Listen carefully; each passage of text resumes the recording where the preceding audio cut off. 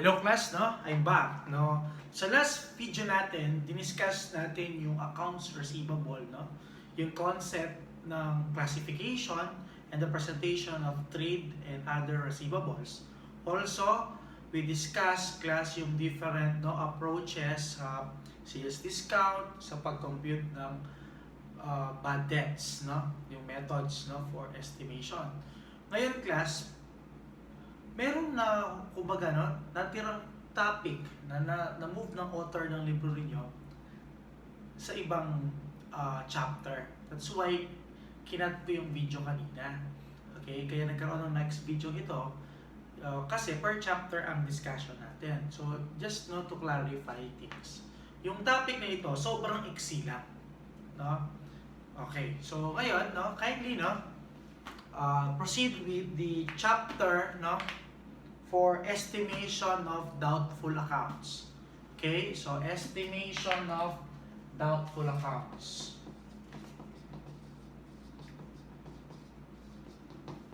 Okay. Sir, question. Yung accounting for bad debts, sir, yung accounting for bad debts, diniscuss mo, sir, nung last video, dalawa yung method sa accounting for bad debts. Yun yung allowance method tsaka write-off method. Diba? Direct write-off method. And ano naman itong estimation of doubtful accounts? This is, no class, pertains to allowance method. As you've noticed, class, labas dito si direct write-off method. Bakit? Estimation, provision is limited only for allowance method. No? As I have discussed in the previous video, under the write-off method, it only records bad debts if the bad debts is proven to be uncollectible. No? Pero kung estimation lang, wala iyan.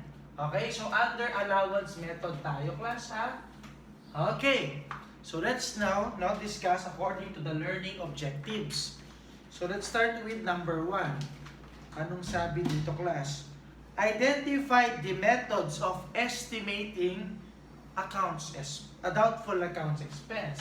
So, what are the methods? Tandaan nyo, class, no? There are two approaches. So, dalawa yung approach. Ano yung dalawang approach na yan? We have the statement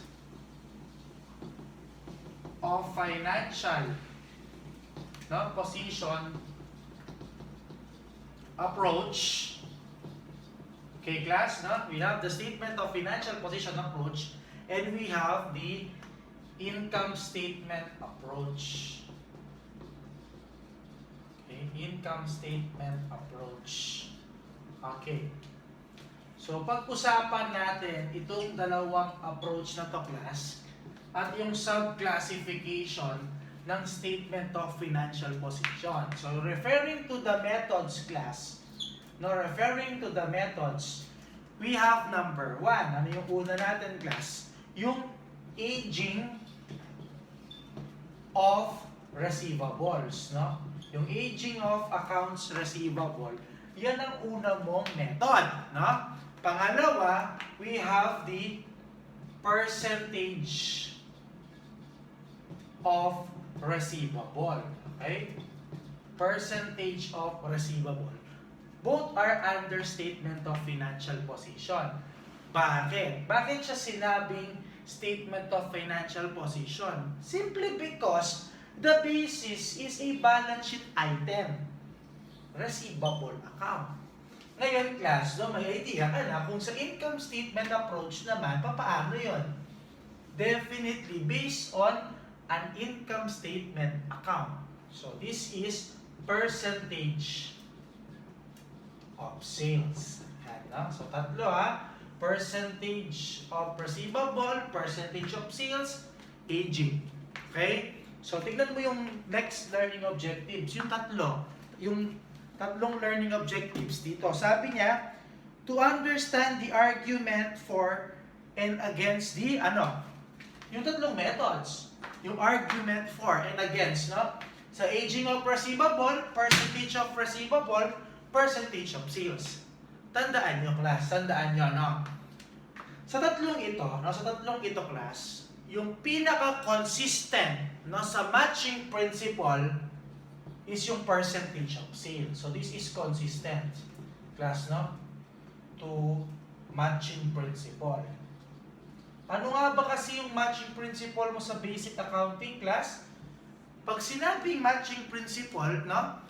There's a proper no allocation of the expense related to the revenue account. Hindi po ba? Minamatch mo yung expense sa revenues or sales, no? Okay.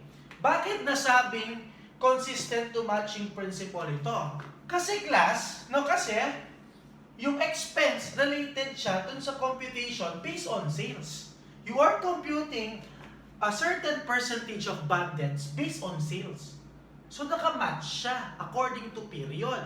Unlike with these two class, no? Not consistent, no?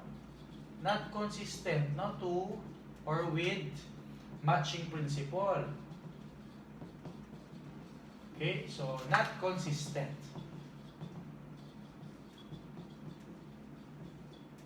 Not consistent to or with matching principle. Ayan, no class? Hindi siya consistent. Bakit?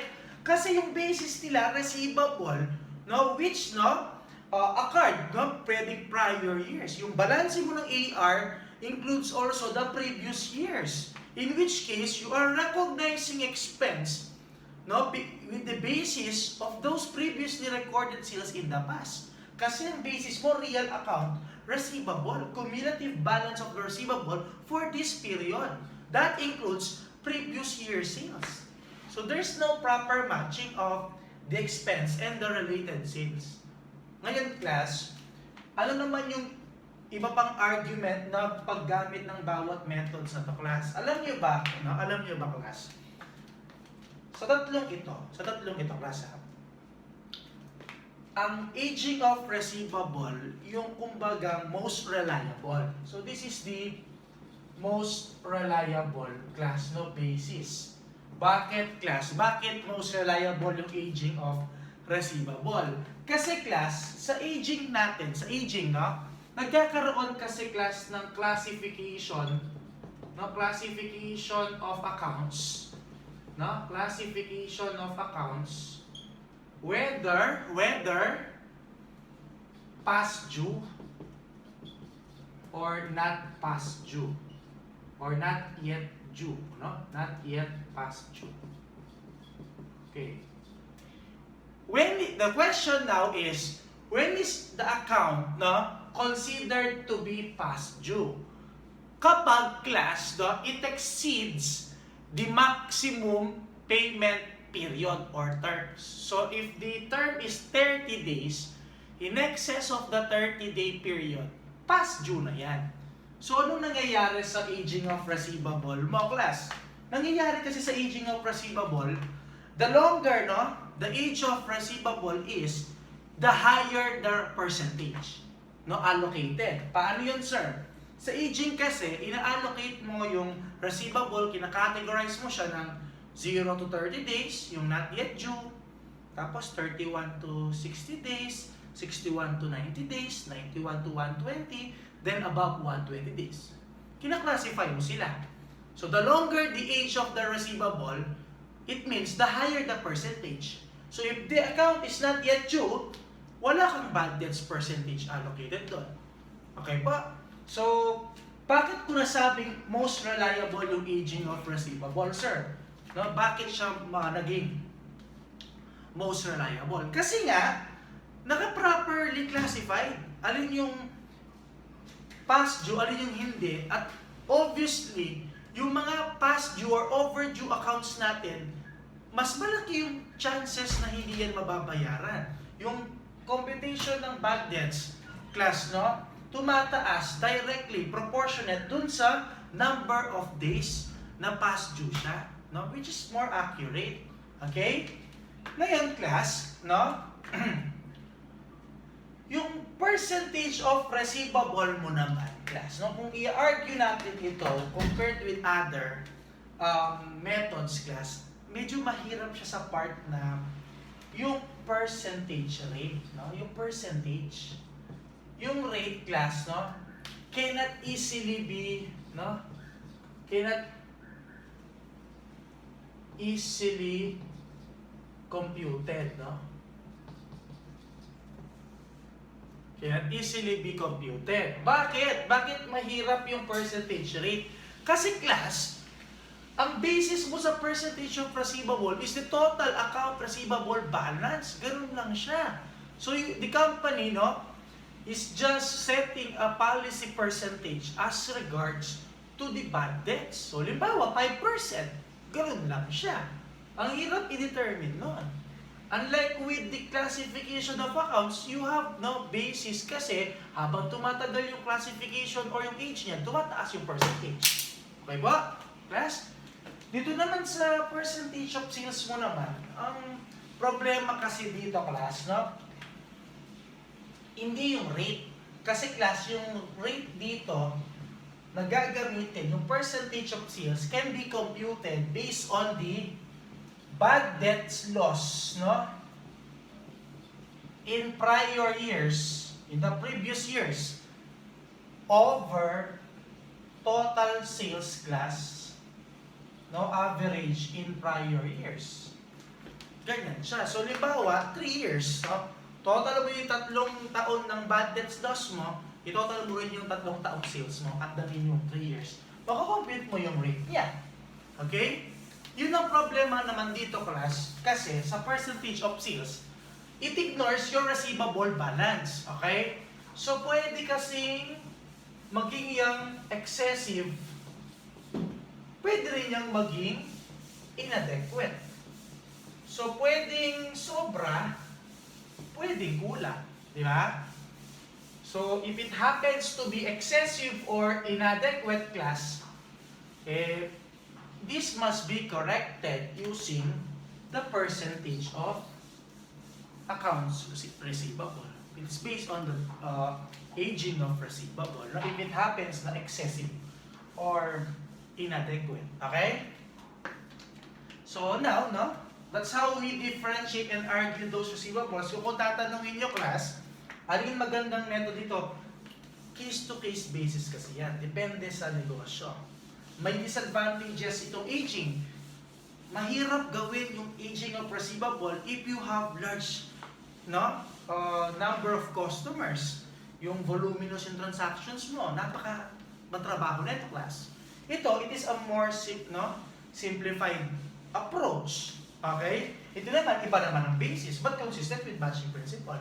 But still, no, the method, no, in the estimation of doubtful accounts rests upon the discretion of the management. Okay? There's no such standard that requires the use of each method. No? So, depende. Ngayon, if the company, no, believes that shifting from aging of receivable to percentage of sales receivable will lead to a more relevant and reliable financial reports, then the company may do so. Walang problema. That is considered to be a change in accounting estimate. Okay? Walang problema yun. Okay lang yun, class. No? So, yung last learning objective ng libro mo, sabi niya, paano naman daw mag-compute? No, paano mag-compute daw ng percentage of sales, percentage of receivable, tsaka aging. So, para di tayo mahirapan, class, pupuruhin ko na lang yung mga nandito, no? Yung mga ibang discussion. Okay? So, paano ba mag-compute? Okay.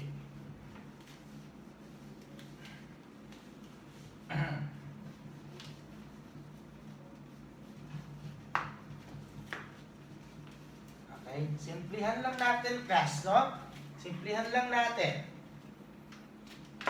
Yung percentage of receivable tsaka aging of receivable, they have the same na method of computation. Paano? Percentage of accounts receivable, i-multiply mo yan, no, class? Is equivalent to required allowance. Ayan, no? Yung required allowance. Paano yun, sir? Yung required allowance. That means, class, what you have computed under aging and percentage is not equivalent to the bad debts expense. ang nako-compute mo, required allowance. Okay? As discussed to you, no, in the previous video, I give you class the account for allowance for bad debts, di ba class? Paano kasi ito computed, sir? We have beginning, di ba? We have beginning balance, we have the bad debts expense. Ito yung habol mo eh. Paano mag-compute ng bad debts expense, di ba? Di ba class? Tapos, excuse me, no? Add recovery if any, no? Recovery if any. Okay? Kung meron man.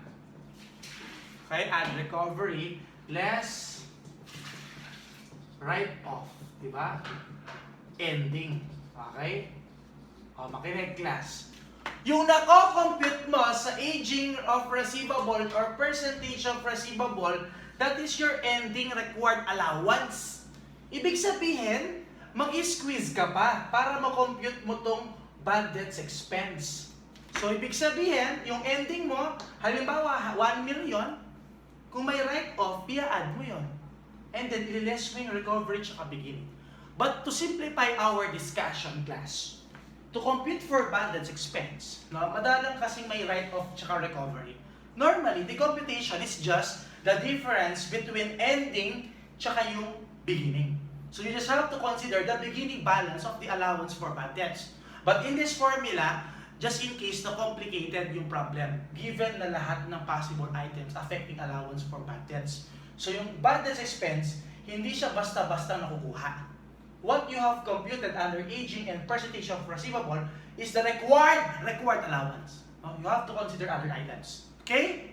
Class? So paano kasi sir yung computation ito under aging? I-classify mo class, no? I-classify mo siya 0 to 30, 31 to etc. Yung isa naman sa percentage of receivable as is.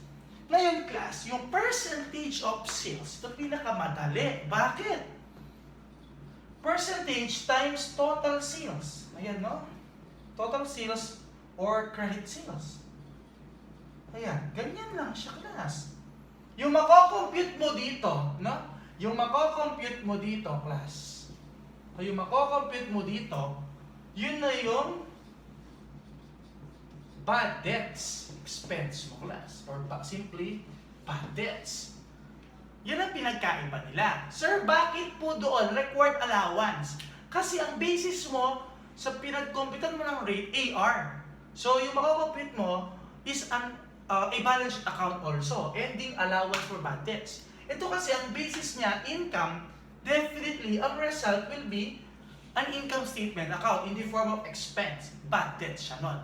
So, ano na mas madali? Depende sa tanong. Kung tinatanong ka, bad debts expense, madaling mag-compute sa percentage of sales. Just multiply it by the credit sales. Tama? Pero kung tinatanong ka, required allowance, hindi ito yung sagot mo dito. Idadagdag mo pa to, i-apply mo pa to, using this T account. Di ba, class? Okay? So, kung tinatanong ka naman, bad debts under this method, mahirap siya ng konti. Mag-squeeze ka. Pero kung tinatanong ka, required allowance, ito ang method mo, o di madali. Di ba?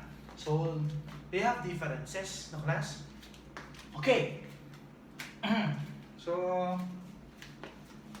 yung last part na lang, class, no? Yung last part na lang, nung chapter na ito, okay?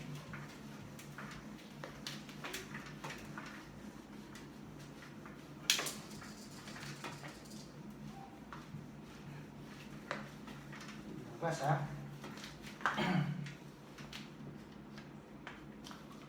Yung last part na pag-uusapan natin, class, no? Yung bang allowance for doubtful accounts, sir? Yung allowance for bad debts or doubtful accounts, is it possible?